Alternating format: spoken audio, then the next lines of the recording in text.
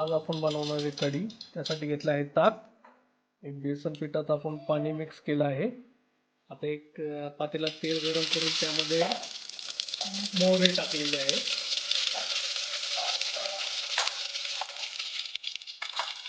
त्यामध्ये टाकणार आपण लसूण.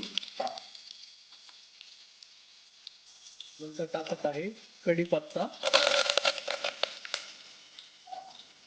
चांगला तडका लागलेला आहे. तर टाकत आहे जिरे. जिरे टाकल्यानंतर आपण टाकत आहे बेसन पीठ टाकलेलं. ते चांगलं असं हलवून घ्यायचं. त्यानंतर टाकत आहे आपण हळद 1 चमचा. चांगलं मिक्स करून घ्यायचं आहे.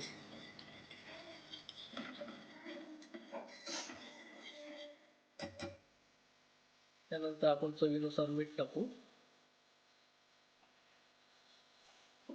एकदा चांगलं मिक्स करून घेऊया. त्यानंतर आपण ताक टाकूया. ताक टाकताना असं मिक्स चांगलं हलवायचं. असं हलवायचं आहे. त्यानंतर आपण कोथिंबीर टाकूया. एक हलकीशी. आता एक छान अशी उकळी येऊन देऊया.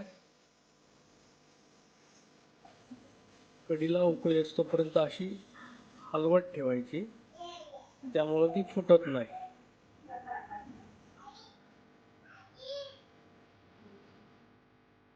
छान अशी आपली कढी तयार झालेली आहे आता.